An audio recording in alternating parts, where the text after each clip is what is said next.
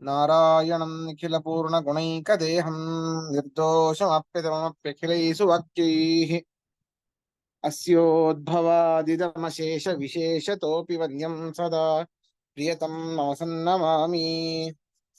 ಅಭ್ರಮಂ ಭಂಗರಹಿತಂ ಅಜಡಂ ವಿಮಲಂ ಸದಾ ಆನಂದತೀರ್ಥಮತುಳಂ ಭಜೆ ತಾಪತ್ರಯಾಪಹಂ. ಪೃಥ್ವೀ ಕೃಷ್ಣಾಯ ವಾಸುದೇವಾಯ ಹರಯೇ ಪರಮಾತ್ಮನೆ ಪ್ರಣತಃ ಕ್ಲೇಶನಾಶಾಯ ಗೋವಿಂದಾಯ ನಮೋ ನಮಃ. ಪೃಥ್ವೀಮಂಡಲಮಧ್ಯಸ್ಥಾಃ ಪೂರ್ಣಬೋಧಮತಾನುಗಾಃ ವೈಷ್ಣವಾಃ ವಿಷ್ಣುಹೃದಯಾಃ ತಾನ್ ನಮಸ್ಸೇ ಗುರುನ್ ನಮಃ. ತಪಸ್ವಾಧ್ಯಾಯ ಶುಶ್ರೂಷಾ ಕೃಷ್ಣಪೂಜಾ ರತಂ ಮುನಿಂ ವಿಶ್ವೇಶಂ ಇಷ್ಟದಂ ವಂದೇ ಪರಿವ್ರಾಟ್ ಚಕ್ರವರ್ತಿನಂ. ಶ್ರೀ ಗುರುಭ್ಯೋ ನಮಃ. ಹರಿ ಓಂ. 15ನೇ ಶ್ಲೋಕ ಆಗಬೇಕು. ನಾದತ್ತೇ ಕಸ್ಯಚಿತ್ ಪಾಪಂ ನ ಚೈವ ಸುಕೃತಂ ವಿಭುಃ ಅಜ್ಞಾನೇನಾವೃತಂ ಜ್ಞಾನಂ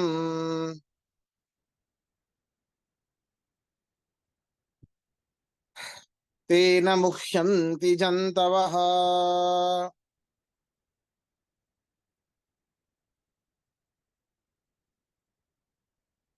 ಈ ಶ್ಲೋಕಕ್ಕೆ ಮೇಲೆ ಮೊದಲಿನ ಪಾದಕ್ಕೆ ಮೊದಲ 2 ಪಾದಕ್ಕೆ ಬೇರೆ ಅರ್ಥ ಇದೆ, ಕೊನೆ 2 ಪಾದಕ್ಕೆ ಬೇರೆ ಅರ್ಥವನ್ನು ಮಾಡಬೇಕು.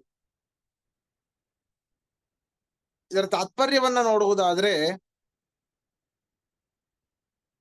ವಿಭುಹು ಅಂತ ಹೇಳಿ ಮತ್ತೆ ಜೀವನನ್ನ ಕರೀತಾ ಇದ್ದಾರೆ. ಅಲ್ಲಿ ಪ್ರಭುಹು ಅಂತ ಹೇಳಿ ಜೀವನನ್ನ ಕರೆದಿದ್ರು, ಇಲ್ಲಿ ವಿಭುಹು ಅಂತ ಜೀವನ ಕರೀತಾ ಇದ್ದಾರೆ.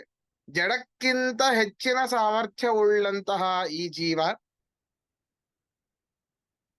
ದುಷ್ಕರ್ಮಾಚರಣೆಯಿಂದಾಗಿ ಜನ್ಯವಾದ ಪಾಪವನ್ನಾಗಲಿ ಸತ್ಕರ್ಮಾಚರಣೆಯಿಂದಾಗಿ ಜನ್ಯವಾದ ಪುಣ್ಯವನ್ನಾಗಲಿ ಸ್ವತಂತ್ರವಾಗಿ ಹೊಂದಲಿಕ್ಕೆ ಸಾಧ್ಯ ಇಲ್ಲ.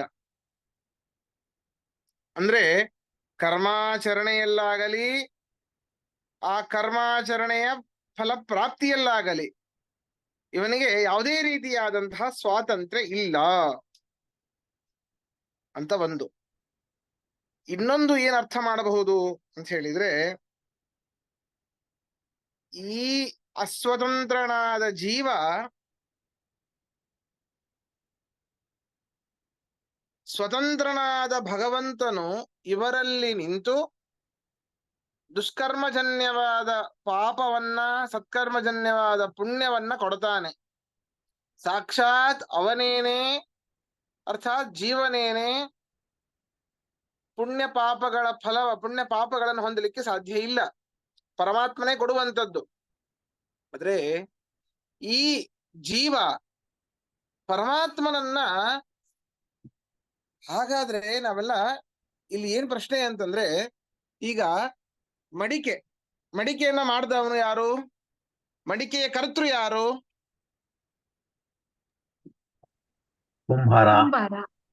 ಕುಂಬಾರ. ಹಾಗಾದ್ರೆ ಮಡಿಕೆಯ ಕರ್ತೃ ಇವನು ಅಂತ ಹೇಳಿ ನಾವು ಬಟ್ಟು ಮಾಡಿ ಅವನನ್ನ ಕೈಯನ್ನ ಹಿಡಿದು ಎಳೆದುಕೊಂಡು ತಂದು ಮುಂದೆ ನಿಲ್ಲಿಸಬಹುದು. ಮಡಿಕೆಯ ಕರ್ತೃ ಈ ಕುಂಬಾರ ಅಂತ ಹೇಳಬಹುದು. ಹಾಗಾದ್ರೆ ಈ ಎಲ್ಲಾ ಕರ್ಮಗಳ ಕರ್ತೃ, ಸ್ವತಂತ್ರವಾದ ಕರ್ತೃ ಯಾರು? ಪರಮಾತ್ಮ, ದೇವರು. ಪರಮಾತ್ಮ ನಾರಾಯಣ. ಅವನನ್ನ ಹೀಗೆ ತಂದು ಹಿಡ್ಲಿಕ್ಕೆ ತೋರಿಸ್ಲಿಕ್ಕೆ ಆಗತ್ತಾ? ಆದ್ರೆ ವಿಭುಹು ಅಂತ ಹೇಳಿದ್ದಾರೆ, ಸರ್ವತ್ರ ವ್ಯಾಪ್ತನಾಗಿದ್ದಾನೆ. ಇಲ್ಲಿ ವಿಭು ಶಬ್ದಕ್ಕೆ ಪರಮಾತ್ಮ ಅಂತ ಅರ್ಥ, ನಾರಾಯಣ ಅಂತ ಅರ್ಥ, ಭಗವಂತ ಅಂತ ಅರ್ಥ. ಅವನೆಲ್ಲೋ ಒಂದು ಮೂಲೆಯಲ್ಲಿರುವಂತಹ ಕುಂಬಾರನ್ನ ಹಿಡಿದು ತಂದು ತೋರಿಸ್ತಾ ಇರಬೇಕಾದ್ರೆ, ಸರ್ವತ್ರ ವ್ಯಾಪ್ತನಾದ ಸರ್ವತ್ರ ಸ್ಥಿತನಾದ ಸದಾಕಾಲ ಇರುವಂತಹ ಪರಮಾತ್ಮನನ್ನ ತಂದು ತೋರಿಸ್ಲಿಕ್ಕೆ ಯಾಕೆ ಆಗೋದಿಲ್ಲ ಜೀವನಿಗೆ ಅಂತ ಹೇಳಿದ್ರೆ, ಅದಕ್ಕೆ 3ನೇ ಪಾದ 4ನೇ ಪಾದ ಹೊಂಟಿದೆ. ಅಜ್ಞಾನೇನಾವೃತಂ ಜ್ಞಾನಂ ತೇನ ಮುಖ್ಯಂತಿ ಜಂತವಃ. ಘಟಕರ್ತೃವಾದ ಕುಂಬಾರನ್ನ ಹೇಗೆ ತಂದು ತೋರಿಸಬಹುದೋ ಹಾಗೆ ಸರ್ವಕರ್ಮಗಳ ಸ್ವತಂತ್ರ ಕರ್ತೃವಾದ ಪರಮಾತ್ಮನನ್ನ ತಂದು ತೋರಿಸ್ಲಿಕ್ಕೆ ಜೀವನಿಗೆ ಸಾಧ್ಯ ಇಲ್ಲ. ಯಾಕೆ ಅಂತಂದ್ರೆ, ಅವನ ಜ್ಞಾನ ಅಜ್ಞಾನದಿಂದ ಆವೃತವಾಗಿದೆ, ಆಚ್ಛಾದಿತವಾಗಿದೆ, ಮುಚ್ಚು ಹೋಗಿದೆ ಅಜ್ಞಾನದಿಂದಾಗಿ. ಜ್ಞಾನಂ ಅಜ್ಞಾನೇನ ಆವೃತಂ. ಆದ್ದರಿಂದ ಅಂತಹ ಅಜ್ಞಾನದಿಂದಾಗಿ ಜಂತವಃ ಈ ಜೀವಿಗಳು ಮುಹ್ಯಂತಿ ಒದ್ದಾಡ್ತಾ ಇದ್ದಾರೆ, ಬಹಳ ಕಷ್ಟವನ್ನ ಅನುಭವಿಸ್ತಾ ಇದ್ದಾರೆ. ಪರಮಾತ್ಮ ಅಲ್ಲೇ ಇದ್ದರೂ ಪರಮಾತ್ಮನನ್ನ ತಿಳಿಲಿಕ್ಕೆ ಆಗ್ತಾ ಇಲ್ಲ. ಯಾಕೆ? ಅಜ್ಞಾನತ್ವಾತ್, ಅಜ್ಞಾನ ಇರೋದ್ರಿಂದಾಗಿ. ಅವರ ಜ್ಞಾನವನ್ನ ಅಜ್ಞಾನವು ಅಜ್ಞಾನದಿಂದ ಜ್ಞಾನವು ಆಚ್ಛಾದಿತವಾಗಿದೆ, ಜ್ಞಾನಕ್ಕೆ ಅಜ್ಞಾನವು ಆವರಕವಾಗಿದೆ.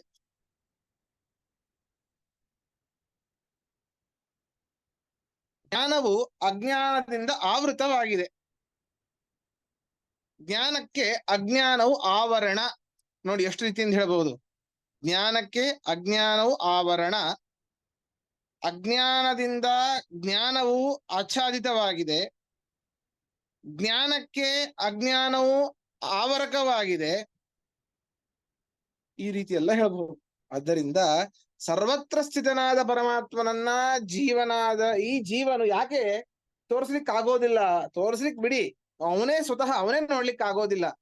ಯಾಕೆ ಅಂತಂದ್ರೆ ಅಜ್ಞಾನೇನ ಜ್ಞಾನಂ ಆವೃತಂ, ಅಜ್ಞಾನದಿಂದಾಗಿ ಜ್ಞಾನವು ಆವೃತವಾಗಿದೆ. ಆದ್ದರಿಂದ ಅವನ ಬುದ್ಧಿ ಮಂಕಾಗಿದೆ.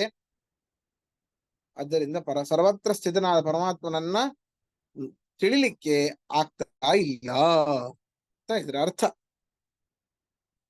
ಇದರ ತಾತ್ಪರ್ಯ ಅರ್ಥವನ್ನು ನೋಡಿ.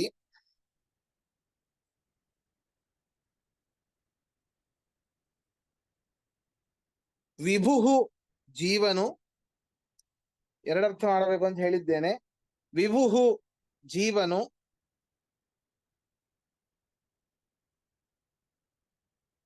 ಕಸ್ಯಚಿತ್ ದುರಾಚಾರದಿಂದ ಹುಟ್ಟಿದ, ದುಷ್ಕರ್ಮದಿಂದ ಹುಟ್ಟಿದ ಅಂತ ಹೇಳಿ ಬರ್ಕೊಳ್ಳಿ. ದುಷ್ಕರ್ಮದಿಂದ ಹುಟ್ಟಿದ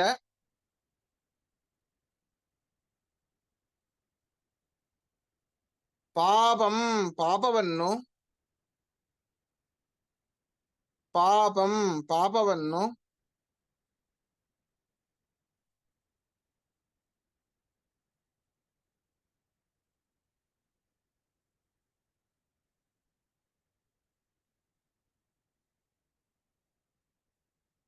ನಾದತ್ತೆ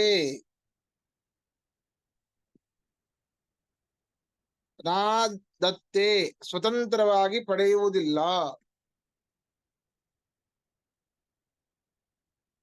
ಸುಕೃತಂ ಪುಣ್ಯವನ್ನೂ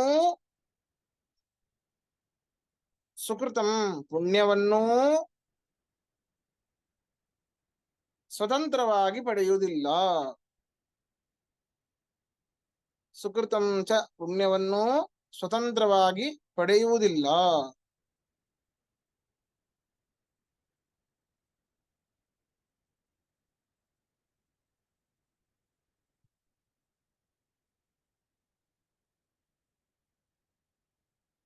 ವಿಭುಹು ಮತ್ತೆ ಇನ್ನೊಂದರ್ಥ ಪರಮಾತ್ಮನೇನೆ.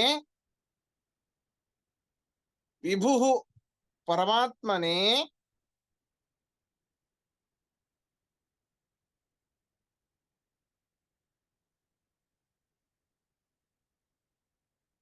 ಪುಣ್ಯ ಪಾಪಗಳನ್ನ ಕೊಡುವವನು, ಸ್ವತಂತ್ರವಾಗಿ ಪುಣ್ಯ ಪಾಪಗಳನ್ನ ಕೊಡುವವನು.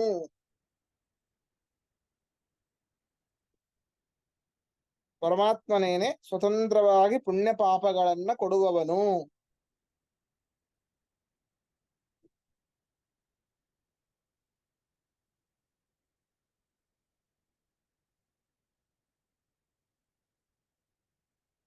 ಅಥವಾ ಇನ್ನೊಂದು ಅರ್ಥ ಮಾಡಬಹುದು. ಈಗ ಹೇಳ್ತಾ ಇದ್ದೀರಿ, ನಾವೇನ್ ಹೇಳ್ತಾ ಇದ್ದೇವೆ ಅಂತಂದ್ರೆ, ಈಗ ಎಲ್ಲಾ ಕರ್ಮಗಳಿಗೂ ಸ್ವತಂತ್ರ ಕರ್ತೃ ಯಾರು? ಪರಮಾತ್ಮ. ಪರಮಾತ್ಮ ಅಂದ ಮೇಲೆ ಅವನೇ ಮಾಡಿಸ್ತಿದ್ದಾನೆ ಅಂತಂದ ಮೇಲೆ ಕೆಟ್ಟ ಕೆಲಸವನ್ನು ಅವನೇ ಮಾಡಿಸ್ತಾ ಇದ್ದಾನೆ, ಪುಣ್ಯ ಕೆಲಸವನ್ನು ಅವನೇ ಮಾಡಿಸ್ತಾ ಇದ್ದಾನೆ ಅಂದ ಮೇಲೆ ಈ ಪುಣ್ಯ ಪಾಪಗಳನ್ನ ಅವನೇ ಅನುಭವಿಸ್ಬೇಕು.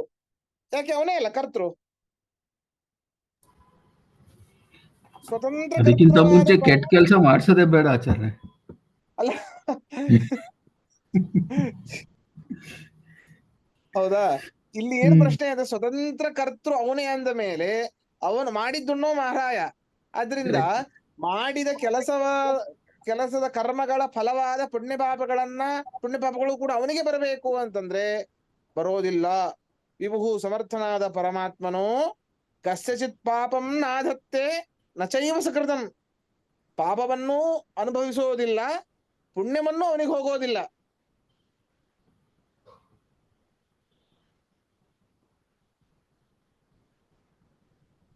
ಈ ರೀತಿ ಅರ್ಥ.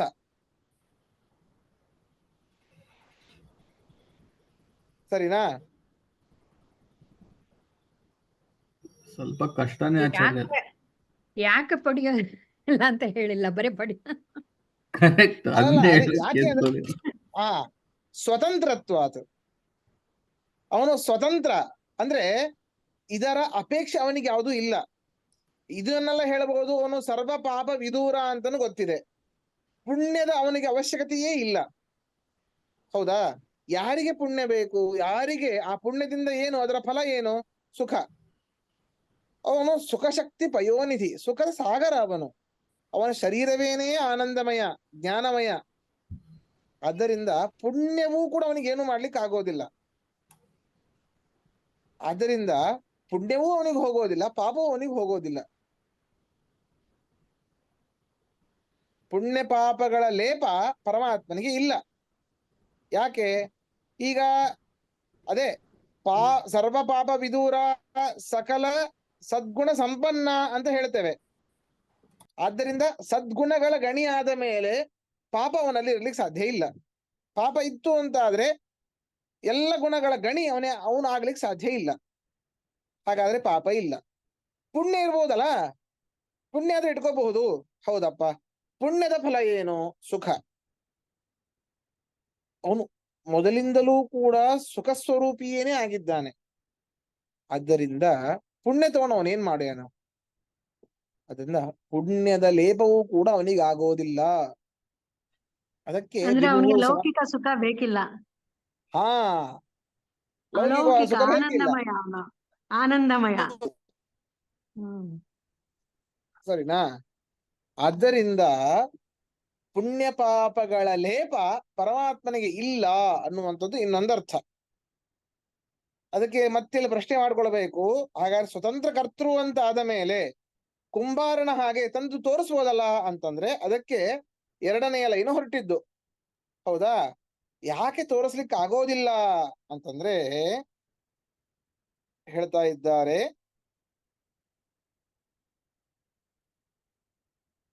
ಅಜ್ಞಾನೇನ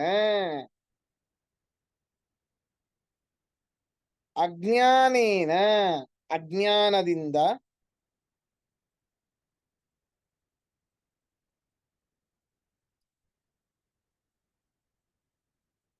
ತೇನ ಅಜ್ಞಾನೇನ ಅಂತ ಮಾಡ್ಕೊಳ್ಳಿ. ತೇನ ಅಜ್ಞಾನೇನ, ಆ ಅಜ್ಞಾನದಿಂದ ಜ್ಞಾನಂ, ಜ್ಞಾನವು, ಜೀವಿಯ ಜ್ಞಾನವು, ಜೀವರ ಜ್ಞಾನವು ಆವೃತಂ, ಆವರಿಸಲ್ಪಟ್ಟಿದೆ. ಆವರಿಸಲ್ಪಟ್ಟಿದೆ.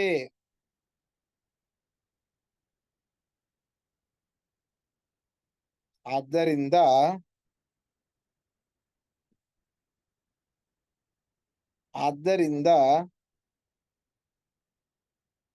ಜಂತವಃ ಜೀವಿಗಳು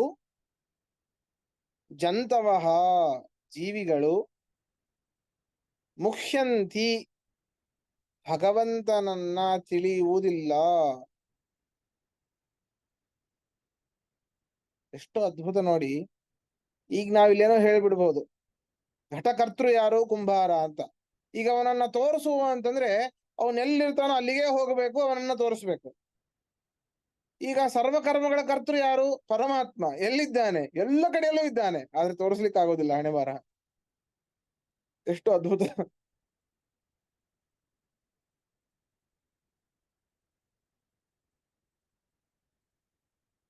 ಸರಿ, ಪ್ರಶ್ನೆ ಇದ್ರೆ ಕೇಳಿ. ಬೇಸಿಕ್ ಪ್ರಶ್ನೆ ಆಚಾರ್ಯ, ನಮ್ ಕೈಲಿ ಯಾಕೆ ಮಾಡಿಸ್ತಾನೆ ಒಂದ್ಸಲ. ಅದೇ ನಾನು ನಿನ್ನೆ ಹೇಳಿದೆ, ಪರಮಾತ್ಮನ ಸ್ವಭಾವ ಸ್ವಭಾವ. ಅಷ್ಟೇ. ಅದು ಹೆಂಗೆ ಅಂದ್ರೆ ಈಗ ಕನ್ನಡದಲ್ಲಿ ಹೇಳ್ತಾರೆ ನೋಡಿ, ಬೆಕ್ಕಗ ಆಟ ಇಲಿಗ್ ಪ್ರಾಣ ಸಂಕಟ ಅಂತ, ಆತರ. ಬೆಕ್ಕಿಗೆ ಚೆಲ್ಲಾಟ, ಇಲ್ಲಿಗೆ ಪ್ರಾಣ ಸಂಕಟ. ಕರೆಕ್ಟ್, ಆತರ. ಅದೇ ಏನಿಲ್ಲ, ನಮ್ದ ಸಾಧನೆ ಮಾಡ್ಲಿಕ್ಕೆ ಅಷ್ಟೇ. ಒಂದು ಸುಮ್ಮನೆ ಒಂದು ಕಡೆ ಇದ್ರೆ ಯಾವ ಬರುತ್ತೆ ನಮ್ಮಲ್ಲಿ ಶಕ್ತಿ ಅಂತ ಗೊತ್ತಿಲ್ಲ, ನಮ್ಮ ಸಾಮರ್ಥ್ಯ ಏನು? ಪರಮಾತ್ಮ ತನ್ನಲ್ಲಿರುವಂತ ಶಕ್ತಿಯನ್ನು ಪ್ರಕಟಿಸ್ಲಿಕ್ಕೆ ನಮ್ಮ ಇದೆ. ಎಲ್ಲ ಜೀವರಾಶಿಗಳು ಅವರಿಗೋಸ್ಕರ ಎಷ್ಟು ಅವತಾರಗಳೆತ್ತಿದ್ದ. ಕುಮಾರ ಹರಣಕ್ಕಾಗಿ, ಸಜ್ಜನರ ಉದ್ಧಾರಕ್ಕಾಗಿ, ಭೂಮಾದ ರಕ್ಷಣೆಗಾಗಿ ರಾಮ ಅಷ್ಟ ಅಂತ ಎಲ್ಲ ರೀತಿಯಿಂದ ಅವತಾರಗಳಿದ್ದ. ಉದ್ಧಾರ ಮಾಡಿದ್ದ ಅಂದ್ರೆ ಅವನ ಒಂದು ಶಕ್ತಿ ಅಗತ್ಯ ಗೊತ್ತಾಗಬೇಕು.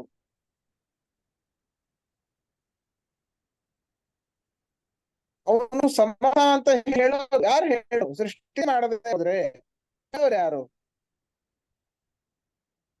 ಪ್ರಳಯಕಾಲದಲ್ಲಿ ಯಾವ ಜ್ಞಾನವೂ ಇರೋದಿಲ್ಲ. ಇದ್ದೇವೆ ಅಷ್ಟೇ. ಏನಾಯ್ತು ಬಿಡ್ತು ಈ ಆತ್ಮದಲ್ಲಿ ಇದ್ದೇವೆ ಅಷ್ಟೇ. ಇದೇನಾಯ್ತು ಆಗೋದಿಲ್ಲ. ಆಡಿಯೋ ಅಷ್ಟು ಸರಿಗಿಲ್ಲ ಗುರುಗಳೇ. ಹೌದಾ? ಎಲ್ಲರಿಗೂ ಹಾಗೇನಾ? ಹೌದು ಆಚಾರ್ಯ, ಸ್ವಲ್ಪ ಅಷ್ಟು ಸರಿ ಕೇಳಿಸ್ತಿಲ್ಲ. ಸ್ವಲ್ಪ ಕಟ್ ಆಗ್ತಾ ಇದೆ, ನೀವು ಹೇಳ್ತಾ ಇರೋದು ಸ್ವಲ್ಪ ಡಿಸ್ಟರ್ಬ್ ಆಗ್ತಾ ಇದೆ. ಇವಾಗ ಪರವಾಗಿಲ್ಲ, ಈಗ ಪರವಾಗಿಲ್ಲ ಆಚಾರ್ಯ. ಇವಾಗ ಪರವಾಗಿಲ್ಲ. ಸರಿ ಸರಿ. ಆಶ್ಚರ್ಯ ಆದ್ರಿಂದ ಪ್ರಶ್ನೆ ಇಲ್ಲಿ, ಹಾ ಪ್ರಶ್ನೆ ಮತ್ತೆ ಸ್ಲಾಶ್ ಎಕ್ಸ್ಪ್ಲನೇಷನ್. ಹಾ ಹೇಳಿ ಹೇಳಿ. ಇದೇ ನಾವು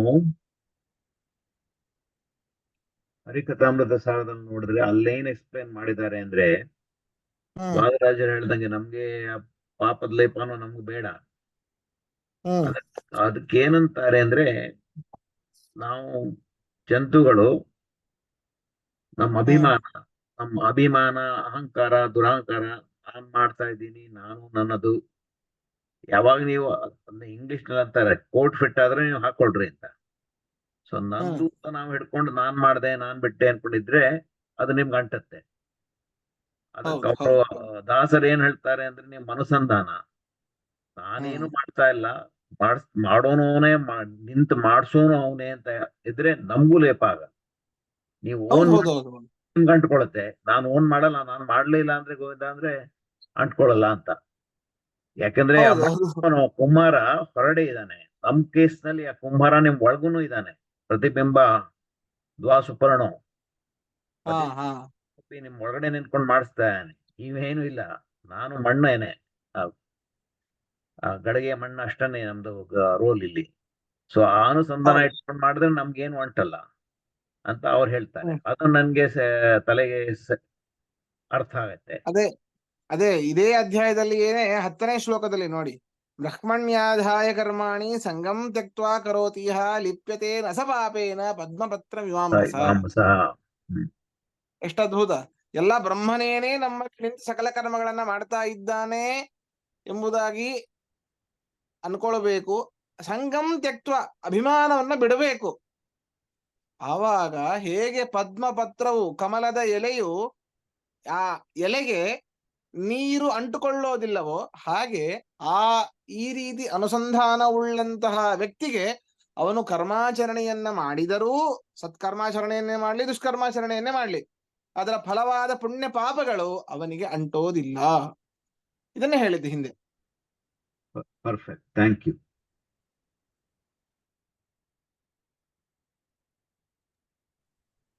ಮತ್ತೆ ಇನ್ನೊಂದು ಹರಿಕಥಾಮೃತ ಸಾರ ಪ್ರಕಾರ ಪ್ರತಿ ಜೀವಿನೂ ಅಂದ್ರೆ ಸತ್ವ ರಜ ತಮ ಗುಣಗಳು ಆ ಗುಣಕ್ಕೆ ಹಾ. ತಕ್ಕ ಹಾಗೆ ಅವನು ಕೆಲಸ ಮಾಡಿಸ್ತಾನೆ ಅಂತ. ಹೌದ್ ಹೌದ್ ಹೌದ್ ಹೌದು. ಈಗ ಮುಂದೆ ಎಲ್ಲಾ ಬರ್ತದೆ, ಅವಾಗ ನಾವು ಸೇರಿದ್ರು ಸ್ವಲ್ಪ ಆಗ್ತಾ ಹೋಗುತ್ತೆ.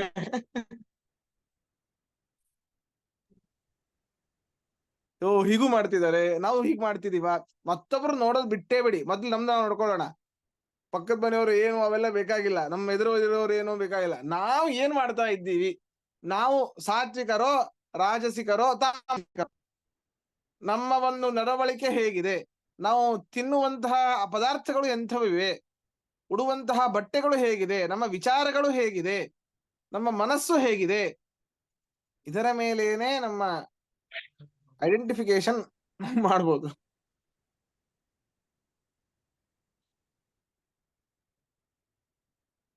ಸರಿ, ಮುಂದೆ ಹೋಗೋಣ. ಗುರುಗಳೇ, ಇಲ್ಲಿ ನಾವು ಎಲ್ಲ ಏನಾದ್ರು ಒಂದು ಒಳ್ಳೆ ಕೆಲಸ ಮಾಡಿದ್ರೆ, ಕೆಲಸ ಆದ್ಮೇಲೆ ಕೃಷ್ಣಾರ್ಪಣ ವಸ್ತು ಅಂತೀವಿ, ದೇವ್ರಿಗೆ ಒಪ್ಪಿಸ್ತೀವಿ, ವಸ್ತು ಎಲ್ಲ ದೇವ್ರಿಗೆ ತೋರಿಸಿ ಮಾಡೋದು ಅಂದ್ರೆ ಇದು ಯಾವುದು ನಾವು ಮಾಡಿದ್ರೆ ದೇವ್ರು ಯಾವ್ದು ಹೋಗೋದಿಲ್ಲ ಅಂತ ಅರ್ಥ ಈ ಶ್ಲೋಕದಲ್ಲಿ. ನಾವು ಮಾಡಿದ ಈಗ ನಾವು ತೀರ್ಥಯಾತ್ರೆ ಹೋಗಿ ಬಂದಿದ್ದೀವಿ.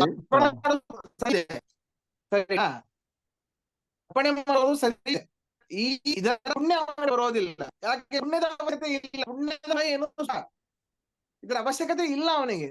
ಆದರೂ ನಾವು ಅವನು ನಮ್ಮಲ್ಲಿ ನಿಂತು ಈ ಕರ್ಮವನ್ನ ಮಾಡಿಸಿದ್ದಾನಲ್ಲ, ಹೇಳದ ಹಾಗೆ ಕೃಷ್ಣಾರ್ಪಣಮಸ್ತು ಅಂತ ಹೇಳಿದಾಗ. ಸರಿನಾ? ಗೊತ್ತಾಯ್ತಾ ನಾರಾಯಣ ಪ್ರಸಾದ್ ಅವರೇ? ಅದೇ ಇನ್ನೊಂದು ಯಾಕೆ ಆಡಿಯೋ ಮತ್ತೆ ಪ್ರಾಬ್ಲಮ್ ಕೊಡ್ತು ಅದಕ್ಕೆ. ಹೌದಾ? ಸ್ವಲ್ಪ ರಿಪೀಟ್ ಮಾಡಿ. ಏನಿಲ್ಲ, ಈಗ ನಾವು ಸಕಲ ಕರ್ಮಗಳನ್ನ ಮಾಡಿದ ಮೇಲೆ ಕೃಷ್ಣಾರ್ಪಣಮಸ್ತು ಅಂತ ಹೇಳ್ತೇವೆ, ಹೌದಾ? ಹೌದು. ನಿಮ್ಮ ಪ್ರಶ್ನೆ ಏನು? ಈ ಕೃಷ್ಣಾರ್ಪಣಮಸ್ತು ಅಂತ ಹೇಳಿದಾಗ ಆ ಕರ್ಮ ಪರಮಾತ್ಮನಿಗೆ ಸಮರ್ಪಣೆ ಆಗುತ್ತೋ ಇಲ್ಲವೋ ಅಂತ. ಕರೆಕ್ಟ್ ಹೌದು ಅದೇ ಪ್ರಶ್ನೆ.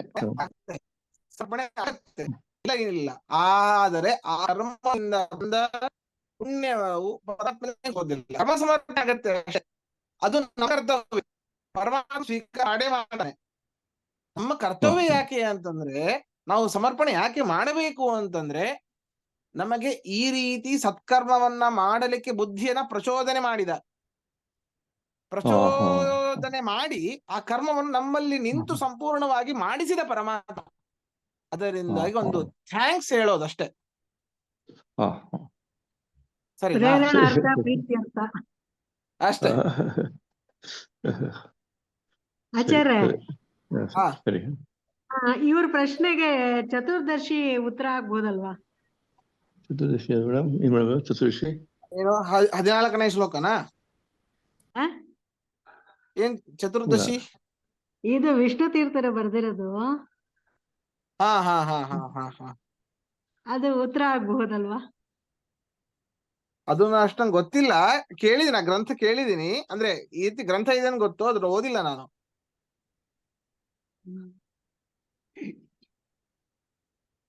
ಅಂದ್ರೆ ಹಿಂದೆ ಮಾಡಿದ್ದು, ಈಗ ಮಾಡೋದು, ಮುಂದೆ ಮಾಡೋದು ಎಲ್ಲ ಅನುಸಂಧಾನ ಮಾಡ್ಕೊಂಡು ಪ್ರತಿದಿನ ಸಮರ್ಪಣೆ ಮಾಡ್ತಾ ಇದ್ರೆ ಅವನದನ್ನ ತಗೊಳ್ತಾನೆ. ಇದು ರಾಯರು ಕೂಡ ಪ್ರಾತಃ ಸಂಕಲ್ಪ ಗದ್ಯದಲ್ಲಿ ಅದನ್ನೇ ಬರೆದಿದ್ದಾರೆ. ಹೌದು, ಪ್ರಾತಃ ಸಂಕಲ್ಪ ಗದ್ಯದಲ್ಲಿ ಹಿಂದೆ ಒಂದ್ ವೇಳೆ ನಾವು ಸಮರ್ಪಣೆ ಮಾಡಿದ್ರೆ ಇವತ್ತೇ ಸಮರ್ಪಣೆ ಮಾಡಿದ್ದೆ, ಮುಂದೆ ಕಷ್ಟ ಮಾತ್ರ ನಾನು ಹೀಗೆ ಸಮರ್ಪಣೆ ಮಾಡ್ತಾ ಇದ್ದೇನೆ ಅಂತ 3 ದಿನದ್ದು ಸೇರಿ ಒಟ್ಟಿಗೆ ಸಮರ್ಪಣೆ ಮಾಡಿಬಿಡ್ತಾರೆ ರಾಯರು. ಆದ್ರೆ ಆಚಾರ್ಯದಲ್ಲಿ ಪ್ರಾರಬ್ಧನ ಅನುಭವಿಸ್ಲೇಬೇಕು. ಆಗಾಮಿ ಸಂಚಿತನ ನೀವು ಏನೋ ಡಾಜ್ ಮಾಡ್ಬೋದು, ಪ್ರಾರಬ್ಧನ ದೊಡ್ಡದು ಅನಾಹುತ ಆಗೋ ಬದ್ಲೆ ಸ್ವಲ್ಪ ಚಿಕ್ಕ ಅನಾಹುತ ಆಗಿ ನೀವೊಂದು ಬದ್ಲೆ ಒಂದು ಉಗುರ ಹೋಗುತ್ತೆ ಅಂತ ಹಂಗೆ ನೀವು ಹೇಳಿದ್ರಲ್ಲ, ಹಾಗೆ ಅದನ್ನು ಅನುಭವಿಸ್ಲೇಬೇಕು, ಉಪಾಯ ಇಲ್ಲ. ಆಗಾಮಿನಿ ಸಂಚಿತ ಕರ್ಮಗಳು ಅದನ್ನು ಹಾಕೊಳ್ಬಹುದು ಅಪರೋಕ್ಷ ಜ್ಞಾನದಿಂದಾಗಿ. ಆದ್ರೆ ಅಪರೋಕ್ಷ ಜ್ಞಾನ ಬಂದ ಮೇಲೂ ಪ್ರಾರಬ್ಧವಾದ ಕರ್ಮವು ನಾವು ಅನುಭವಿಸಲೇಬೇಕು. ಹೌದೌದು, ಅದರಲ್ಲಿ ಇರಬಾರ್ದಿಲ್ಲ. ಧನ್ಯವಾದ. ಅಂದ್ರೆ ಆಚಾರ್ಯ, ನಾವು ಮಾಡಿದ ಕರ್ಮ ಆದ ತಕ್ಷಣ ನಾವು ಕೃಷ್ಣಾರ್ಪಣ ವಸ್ತು ಅಂತ ಹೇಳಿದಾಗ ಅವನಿಗೆ ಅರ್ಪಿಸಿರೋದ್ರಿಂದ ನಮಗ ಅದ್ರದ್ದು ಪಾಪ ಪುಣ್ಯ ಅಟ್ಲೀಸ್ಟ್ ಆ ಕರ್ಮಕ್ಕೆ ಅಂಟಲ್ಲ, ಸರಿನಾ? ಹೌದು. ಹೌದಲ್ವಾ? ನೀವು ಮಾಡಿರುವಂತಹ ಕರ್ಮ ಸತ್ಕರ್ಮ ಆಗಿರ್ಲಿ ಅಂತ ತಿಳ್ಕೊಳ್ಳಿ. ಹಾ. ಹೌದಾ? ಸತ್ಕರ್ಮ ಆಗಿರ್ತದೆ, ಅದು ಕಾಮ್ಯ ಕರ್ಮ ಆಗಿರ್ತದೆ. ಈಗ ಒಂದು ಶರೀರದಲ್ಲಿ ಆರೋಗ್ಯ ಬೇಕಾಗಿದೆ, ಆದ್ರಿಂದ ತದುದ್ದೇಶವಾಗಿ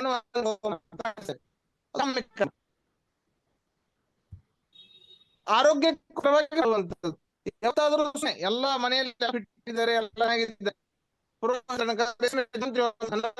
ನಾರಾಯಣ ಮಾಡಿಸುಂಟಾ?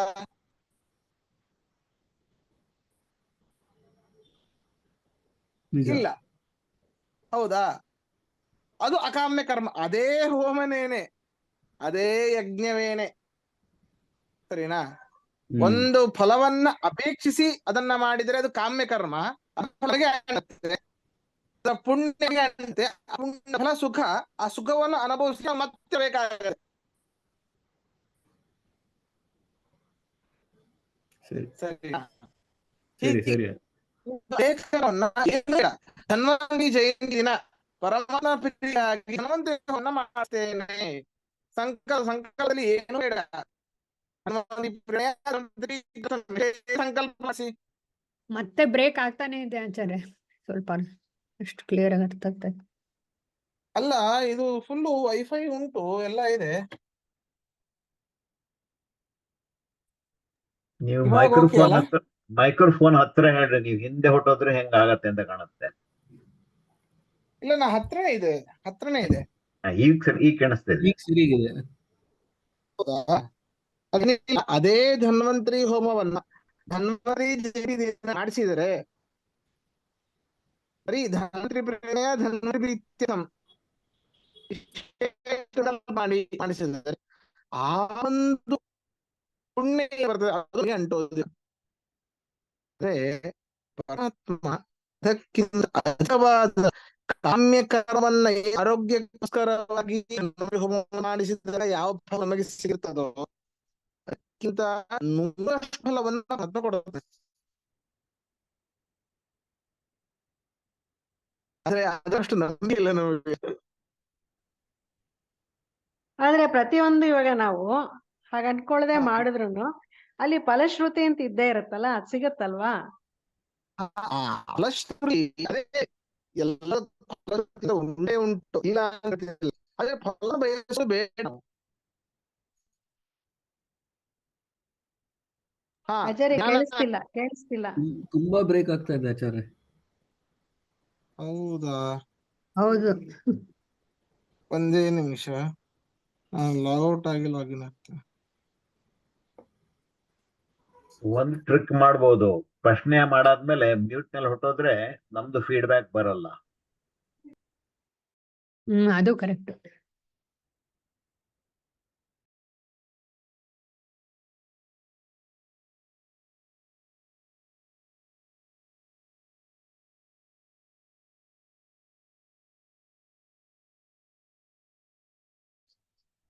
ನಮಸ್ಕಾರ. ಆಚಾರ್ಯ ಇವಾಗ ಓಕೆ ಅಲ್ಲ? ಈಗ ಸರಿ ಇದೆ. ಅದೇ ನಮ್ಮ ಜ್ಞಾನಕ್ಕೋಸ್ಕರವಾಗಿ ಜ್ಞಾನಾಭಿವೃದ್ಧಿಗಾಗಿ ಜಪವನ್ನ ಮಾಡೋದು ಯಾವುದು? ಈ ಹಯಗ್ರೀವ ಜಪ ಆಗ್ಲಿ, ವೇದವ್ಯಾಸ ಮಂತ್ರ ಜಪ ಆಗ್ಲಿ ಮಾಡೋದು. ವಿಚಾರ ಮಾಡಿ, ಇದು ಕಾಮ್ಯಕರ್ಮ ಆಗೋದಿಲ್ಲ. ನಮ್ಮ ಬಂದು ಲೌಕಿಕ ಸುಖಕ್ಕೆ ಅದು ಅನ್ವಯಿಸಿದ್ದಲ್ಲ. ಪರಮಾತ್ಮನ ಹತ್ರ ಬೇಡಬೇಕಂತೆ. ಬೇಡ್ಲಿಕ್ಕೆ ನಮಗೆ ಅಧಿಕಾರ ಇರೋದು 3. ಯಾವುದು? ಜ್ಞಾನ, ಭಕ್ತಿ, ವೈರಾಗ್ಯ. ಈ 3 ಇಟ್ಟುಕೊಂಡು ನೀವು ಏನಾದ್ರೂ ಮಾಡಿ ಕೆಲಸವನ್ನ, ಈ 3 ಅಪೇಕ್ಷಿಸಿ ಎಷ್ಟಾದ್ರೂ ಹೋಮ ಹವನಗಳನ್ನ ಮಾಡಿ, ದಾನ ಧರ್ಮಗಳನ್ನ ಮಾಡಿ, ಇದರ ಪುಣ್ಯ ನಿಮಗೆ ಅಂಟೋದಿಲ್ಲ. ಯಾಕೆ? ಅದು ನಮಗೆ ವಿಶೇಷವಾದ ಅಧಿಕಾರ ಪರಮಾತ್ಮ ನಮಗೆ ಕೊಟ್ಟಿದ್ದಾನೆ. ಜ್ಞಾನ, ಭಕ್ತಿ, ವೈರಾಗ್ಯ. ಮತ್ತೆ ಜ್ಞಾನ ಭಕ್ತಿಗಳಲ್ಲಿ ವೈರಾಗ್ಯ ಕೇಳಿರಿ ಎಲ್ಲಾದ್ರೂ. ಜ್ಞಾನ ಭಕ್ತಿಗಳಲ್ಲಿ ವೈರಾಗ್ಯ ಬೇಡ.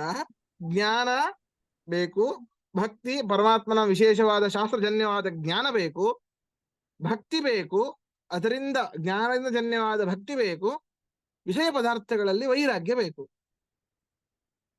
ಇದನ್ನ ಮಾಡೋದ್ರಿಂದ ಅದಕ್ಕೆ ವಿಶೇಷವಾದ ವ್ರತಾನುಷ್ಠಾನ ಇತ್ಯಾದಿಗಳ ಮಾಡೋದ್ರಿಂದ ಅದರಿಂದ ಬಂದಂತಹ ಪುಣ್ಯ ನಮಗೆ ಅಂಟುವುದಿಲ್ಲ. ಅದು ಸದ್ಗತಿಗೆ ಕರ್ಕೊಂಡು ಹೋಗುತ್ತೆ. ಏಕಾದಶಿ ಉಪವಾಸಾದಿಗಳು, ವಿಷ್ಣು ಪಂಚಕ, ಭೀಷ್ಮ ಪಂಚಕ ಇತ್ಯಾದಿಗಳು ಅವೆಲ್ಲ ವಿಷಯ ಭೋಗಗಳನ್ನ ದೂರ ಇಡುವಂಥದ್ದು, ವೈರಾಗ್ಯವನ್ನ ತಂದುಕೊಡುವಂತಹ ವ್ರತಗಳು. ಅದರಿಂದ ಅದು ಸದ್ಗತಿಗೆ ಕರ್ಕೊಂಡು ಹೋಗುತ್ತೆ, ಅರ್ಥಾತ್ ಮೋಕ್ಷಕ್ಕೇನೆ ಕರ್ಕೊಂಡು ಹೋಗುತ್ತೆ. ಅದರಿಂದ ಬಂದ ಅದು ಸತ್ಕರ್ಮವೇನೆ. ತಜ್ಜನ್ಯವಾದ ಪುಣ್ಯದಿಂದಾಗಿ ಸುಖ ಸಿಗತ್ತೆ. ಲೌಕಿಕವಾದ ಸುಖ ಅಲ್ಲ, ಕ್ಷಣಿಕವಾದ ಸುಖ ಅಲ್ಲ, ಸರ್ವಕಾಲಿಕವಾದ ಸುಖ. ಇಷ್ಟೇ ವ್ಯತ್ಯಾಸ.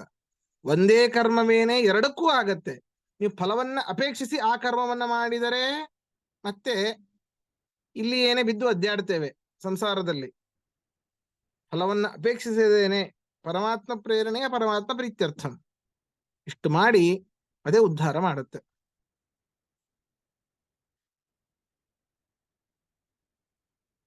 ಪ್ರಶ್ನೆ ಇದೆನಾ?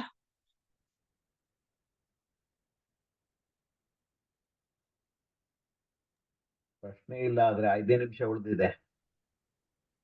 ಸರಿ ಸರಿ ಸರಿ